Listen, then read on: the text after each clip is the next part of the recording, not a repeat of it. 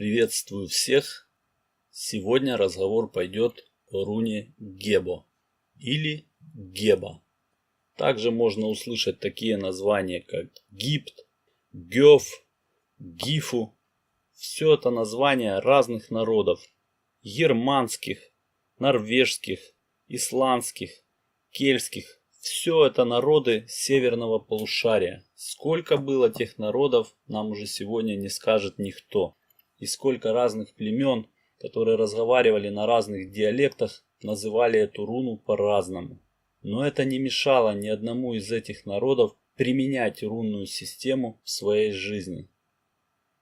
И из этого можно сделать вывод, что не в названии заложена суть любой из рун. Я много раз говорил с вами уже на эту тему, и сегодня я коснусь этого вопроса. Вопроса, связанного с произношением рун. Долгое время я жил на территории Западной Украины. В этой части страны Украина имеет границы с 5 странами: Белоруссия, Польша, Словакия, Венгрия и Румыния. Так вот, люди, которые живут в приграничных районах, разговаривают на разных языках. И это им не мешает понимать всю суть вещей, о которых они ведут диалог. В тех регионах никто не обращает внимания, как вы говорите на те или другие слова, если человек понимает, о чем вы говорите. Они не цепляются к тому, где вы ставите ударение в слове, какую букву вы куда ставите, как вы вообще говорите на то или другое слово. Люди говорят об одной вещи на разных языках, при этом друг друга понимая. Вот и мы сегодня с вами говорим о рунах и о их названиях, которые нам достались с далеких времен, от разных народов.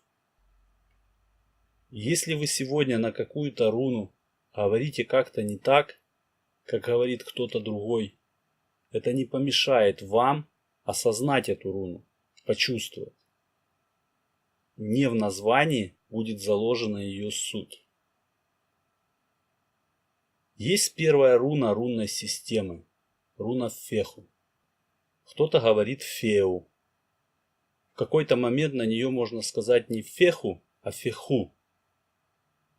Но проблема не в том, как звучит эта руна. Сегодня проблема заключается в том, что эту руну ассоциируют с деньгами, тем самым принижая эту руну. Потому что сила руны Феху очень могучая, чтобы равнять ее на деньги. Но это никого не волнует. Главное, чтобы вы поставили в нужном месте ударение на этой руне. Когда я впервые услышал про руны, и меня увлекла эта тема, у меня началось знакомство с ними, и ко мне пришли названия этих рун. И так я их запомнил на сегодняшний день. Мне на самом деле очень нравятся скандинавские окончания названия рун. Аз, Уз, Из. Когда вы говорите это шепотом, оно звучит как волшебство.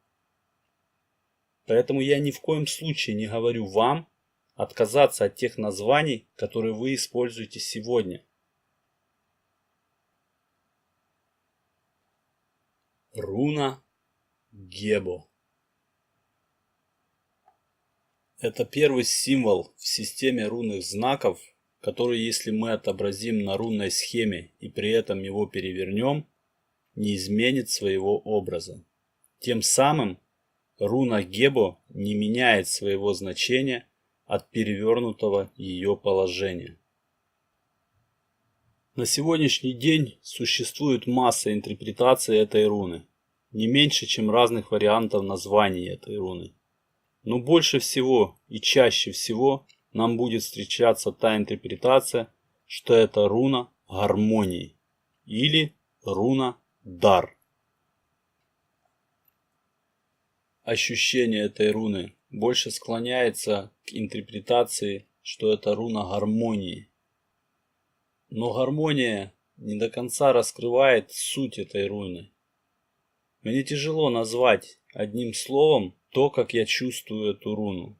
Поэтому я буду стараться вам передать ощущение этой руны, исходя из интерпретации гармония. Это рунная схема, на которой можно отобразить все руны рунной системы.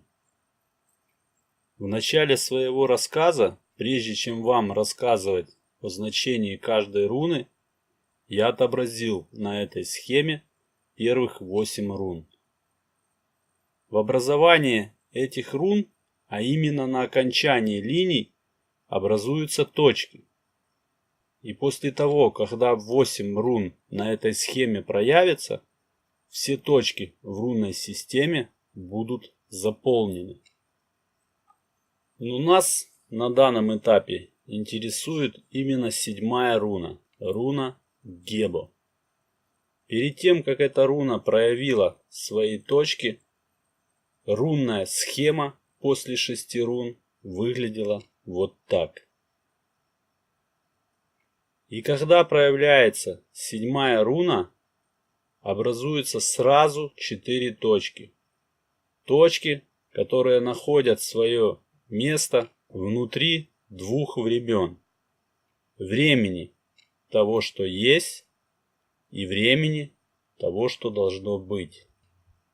Центральная точка во времени, то, что происходит, уже была создана.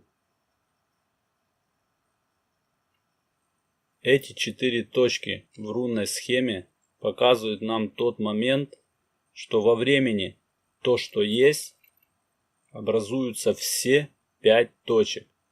И тот же самый процесс происходит во времени то, что должно быть. Здесь также образуется 5 точек.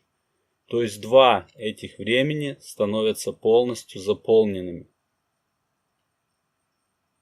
И именно в этом синхронном заполнении и просматривается гармония. Гармония параллельного происходящего. Происходящего во времени то, что есть, и во времени то, что должно быть. Для того, чтобы вы поняли, о чем я говорю, я наведу вам пример из жизни, который поможет вам ощутить этот процесс, связанный с руной Гебо. Невзирая на наш возраст, каждый день приносит нам что-то новое. Это новое и создает перемены в нашей жизни. Перемены, которые меняют наше будущее, тем самым оказывая влияние на наше настоящее. Наверное, в эти события и родилась пословица, которая несет в себе смысл того, что приобретая что-то новое, мы обязательно что-то теряем. Давайте возьмем за пример девушку, которая хочет в своей жизни перемен. Она хочет жить роскошно, жить в хорошем месте, и что в жизни ее все устраивало. Но есть одно «но». В тот момент, когда она это желает, у нее есть молодой человек, есть друзья, есть работа, куда она ходит, и есть много нюансов, которые и создали ее ту жизнь, которую она имеет сегодня. И по каким-то стечениям обстоятельств в ее жизнь приходит все то, что она желала. Но вместе с тем она теряет своего сегодняшнего молодого человека, уходя к другому.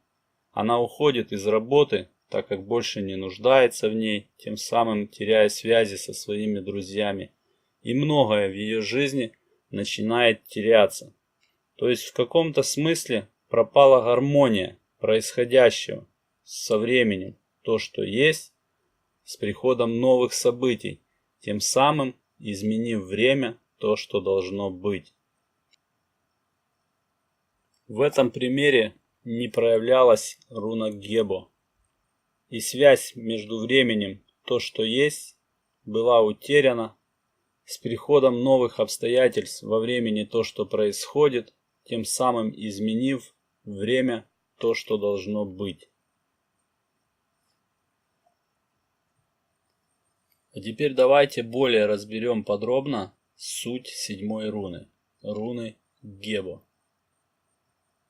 Если в какой-то момент вы хотите повлиять на какую-то ситуацию и внести в нее гармонию, руна Гебо вам в этом не поможет.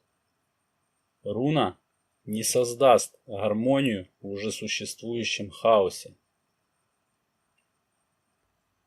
Руна Гебо поможет сохранить гармонию в том, что уже есть.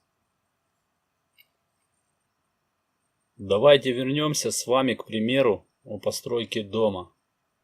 Все предшествующие руны оказывали свое влияние на то, что было зарождено первой руной. Каждая из 6 рун создавала свой процесс для создания задуманного. И вот руна Гебо, создавая свои линии, тем самым отмечая 4 новые точки, которые синхронно создают полноту 2 линий, принадлежащих времени, тому, что есть и тому, что должно быть, делают так, чтобы задуманное первой руной в своей идее гармонично перенеслось во время то, что должно быть. И смысл слова «гармония» подразумевает тот факт, что сама идея первой руны, которая была зарождена во времени то, что есть, перенеслась во время то, что должно быть, не поменяв сути своего первостепенного зарождения. Понимаете? Ведь та девушка, которую я наводил в примере, желала лучшей жизни. Если она обладала бы знаниями о рунах и захотела бы, чтобы в ее жизни наступили бы перемены, но тем самым она дорожила бы своим молодым человеком, своими друзьями, своей работой, создавая рунную формулу в нужном месте, правильно бы внесла бы руну Гебо, тем самым создав перемены в своей жизни, но при этом не повлияв на свое настоящее, на время то, что уже есть. У нее могли бы исполниться все ее желания, но при этом бы она сохранила бы своего молодого человека, своих друзей и свою работу. Это и есть сила руны Гебо, которая заключается в гармонии. Гармонии 2 времен. Времени того, что есть, и времени того, что должно быть. Поэтому, желая чего-либо, что вы хотите во времени, то, что должно быть, не забывайте про время, то, что есть. Потому что те события, которые будут происходить во времени, то, что происходит, окажут влияние на 2 времени. То, что есть, и то, что должно быть.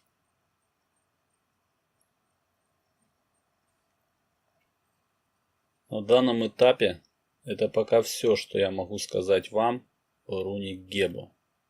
На самом деле, начиная с 5-й руны, руны Райдо, мне становится все сложнее рассказать вам о сути каждой руны. Определенные моменты я планирую рассказать вам после 8-й руны. То есть я объединю все 8 рун в единое видео и преподнесу вам их как одно целое. И если какие-то моменты вам на сегодняшний день непонятны, после того видео все станет на свои места. Знаете, первые 8 рун — это как плод в утробе матери. То есть было женское чрево, чистое. С проявлением первой руны зародилось нечто новое. На протяжении 8 рун оно формируется, создается, и по окончании рождается ребенок, человек. Но ведь он был и человеком, когда был еще в утробе. И после 8 руны, вследствие всех остальных рун, этот человек также развивается.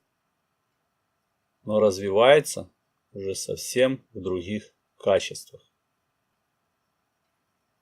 Вы слушали один из видеороликов канала Фортусита, где я рассказываю свой рассказ о рунах.